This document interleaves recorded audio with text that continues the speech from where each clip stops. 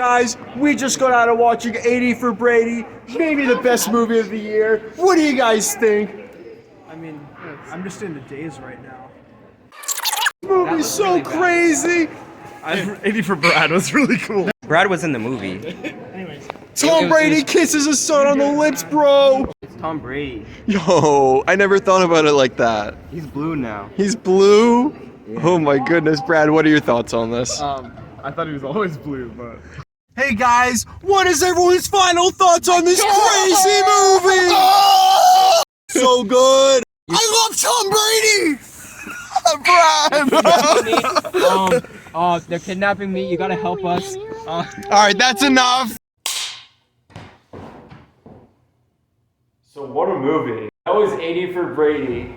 One of the strangest thoughts for me was just like, isn't it like a little late to be making a movie like this? I agree, yeah. 6 years after, everyone... Actually on the day. What a twist that they tagged at the end that was based on a true story, which caught me so off guard. I feel like the people were true story, and the rest was just made up. Yeah. We saw it with our buddy Brad. I'm curious. We were joking. What's up? That it was called 80 for Brad. So yeah. It was like, alright. It was like exactly what I expected. I was expecting something like awful, like laughable. I was expecting I enjoyed myself. I was expecting cheesiness, bad script, jokes being made that were from like 3 or 4 years ago, pop culture that are no longer relevant. Yeah, even in like much more mainstream films, like you got examples like Marvel, movies like Black Panther having what are those?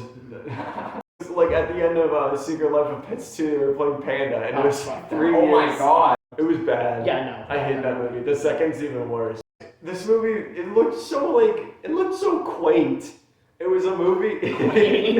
It was like just a bunch of old ladies screwing around, beating Tom Brady. It looked like a vanity project. I really thought they were all just playing themselves, but it turns out they were playing other characters. That were real people. What I liked is like the dialogue, the scripting, the humor actually wasn't that bad. Like not as thinly scripted as I thought it was going to be. Not thin script. Not like Paw Patrol. Not like Paw Patrol. I feel like the movies were catered for like New Englanders. Obviously, the people working on it were all Pats fans, which I appreciate.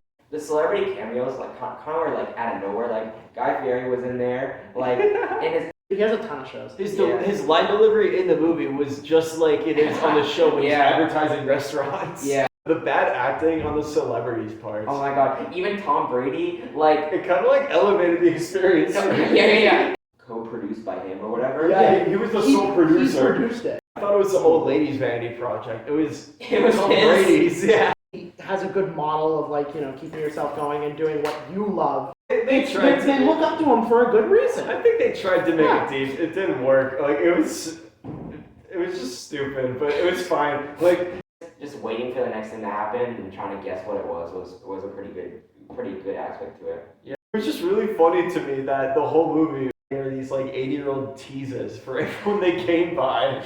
They tried to do like a bunch of like heartwarming like stories about like relationships. And yeah, it was bad. it really didn't land. Like the cancer one at the end landed. I feel like they made all the personal struggles in the movie based on the title. Like it's called 80 for Brady, so all the conflicts are going to be based on the fact that they're old. I want to talk about sort of the filmmaking aspects of the movie. Specifically, the first 5 minutes was like so terrible. I was so scared that the rest of the movie was going to be like that. Because it just looked like an awful SNL sketch. It was I noticed that. I thought that you were joking where it's like, oh my god, 80 for Brady, and I thought it was, oh, this is going to be like a failure movie. Like I wasn't really invested in many of the story beats. It reminded me of the Adam Sandler movies, like Grown Ups, and how he basically just used those movies as an excuse to like go on vacation with his crew, and they just kind of like had a camera there rolling the whole time, and they made a movie out of it eventually. Like it felt like that for these old ladies, like they're just screwing around in Houston. B-roll. Oh yeah, B-roll. B-roll's important, especially for a movie like this. Yeah, but the archived footage, like it didn't fit. It was like a different resolution, a different frame rate. when you use it so much, it starts to, you know. Yeah, beyond that, beyond the technical aspect of it, like in terms of how it served the movie, it was kind of like a crutch for storytelling. You like, Two-point conversion. like when they caught the ball, like we're not watching the Super Bowl, man. Yeah, and then I had to. But you know what? Take a step back. Took me. It reminded me of those memories, like actually watching the Super Bowl. Yeah, for real. That was nice, but still. I'm like, not there's lending really that credit to the movie. Yeah, no, I'm obviously not. The whole end of the movie is reliant on the actual event, which is huge not. crutch for the movie. Yeah, that is in my a big opinion, made it a lot worse because That's a big of the hit, last yeah. act of the movie, almost half of it was just archived footage Yeah, of the Super and Bowl. every time it would show up, we just start laughing. Yeah. Another thing about the movie is that the most of it and the comedy and like just everything was just carried by celebrity cameos. Yeah. Wow, Guy Fieri's in the movie. Wow, Dan O'Callahan's in the movie. Wow, Who is that? Gugu is in the movie. Gugu and Patton Oswalt. Tom Brady's in the I'm movie. guessing, yeah. All the Patriots are in the movie. This is so crazy. I love the part when they start dancing at the front gates, and then like security guard is like, "Wow, Or, that's like, the best even- performance I've ever seen." or, And like- it sounds like he's never acted his entire life, and it's so funny. Some characters just like totally like doesn't feel immersive, but it's just funnier. Okay, here's a philosophical question, right? We gotta get our is Fortnite overrated moment. Was this a heist movie? Not any more than Going in Style was. I mean, there's heist aspects. I don't know if it's a heist movie. I think it's a heist movie. Alright. Opinion invalidated. I'm right. You know that those like YouTube videos where it's like the fictional character listing all the crimes that the fictional. Oh yeah. The one for the girls in Brady 80 for for Brady. the women from 80 for Brady. I don't want to focus as much on the cultural impact of this movie because first of all, it's not gonna have any. Yeah. It's a summation of New England culture, but it's so. They didn't even get it right. Like, It's so. I'm not gonna lie. It was so contrived. You can tell that these four ladies, they are not from Boston. They are Hollywood actresses. That didn't bother me at all because it was just like, look at I them. know, It's like a but, bunch of old ladies like, chanting Tom Brady. I know it doesn't It was matter that stupid. much. I It know was it doesn't so matter, but- dumb. This movie, it was like the equivalent of watching someone watch Friends. Like I'm thinking about people in Atlanta watching this. How do they feel? This is like the Lion King 2019 for Pats fans. That's what it is. Oh, I love this. Wow, Patriots jerseys. I have one of those. Oh my god, I love this movie.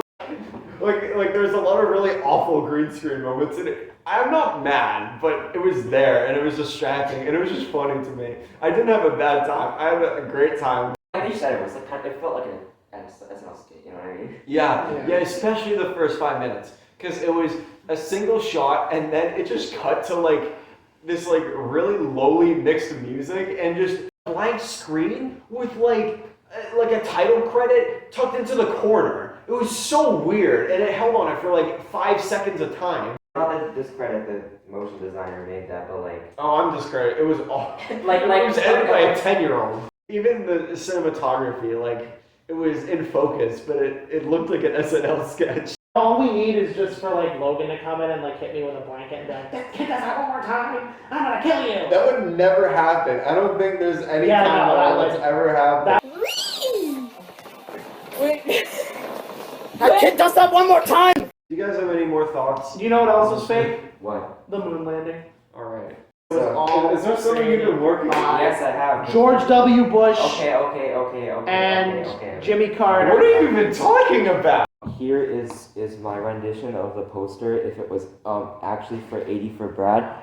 And This here is Brad. Da Vinci has competition right now. I still think it's so weird, like that it's coming out now, and it's not like it was delayed by COVID. They started filming in 2022.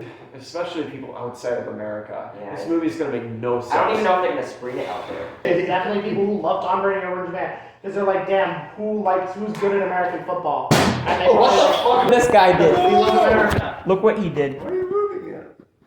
This is what he did. Alright. I think we've touched upon everything. I don't know. We can talk about football, but none of us know anything about that. I did not want this review to be about football. Amen, brother. But 2 Amen brothers out of 3. Amen, brother! The radical Marxist mob doesn't want you to play Mario! I think we can get into our ratings now. I think this movie had its good moments. It also just is weighed down. You know, wasn't the most fun, most action-packed movie we've It ever was seen. mid. You know, the ending driven by just B-roll. Not a bad movie, but also not a good movie. 2.5 out of 5 is my official rating. 5 out of 10. I'm kind of, oh, you're done. Okay. I'm kind of on the same page, honestly. It wasn't anything special, which is why it was so special to me. You got these lovely ladies, and I'm sure they're great people. It was just this dumb, stupid movie. I was so excited to see the most mid movie ever made, and it's exactly what I got. It was genuinely funny at points. There are other points where I was laughing when I think it was trying to be serious. Yeah. But in a strange way, it didn't even take away from it. But I can't give it credit for that. It's just like this weird, awful, stupid movie I loved watching. So I'm going to have to give it a 5 out of 10. I would go the same with you, just because like I wasn't expecting like Troll 2, you know. Why is this good? Yeah, why is this good? What made it bad for me, like, was funny. So it did, like, you know what I mean? I enjoyed it. You know, I wouldn't be opposed to watching it again if I had. So what's that, like a 5? Yeah. Yeah, 5.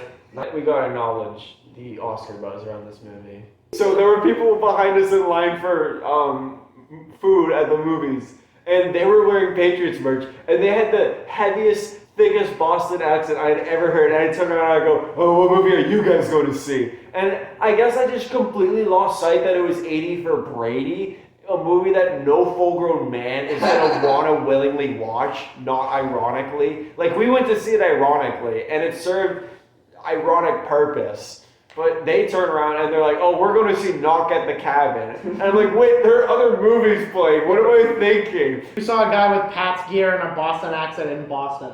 Wow. Target demographic. Yeah. Is all this commentary going in the video? She 80 on my Brad. Very tired. That's okay. Have a good one, everyone.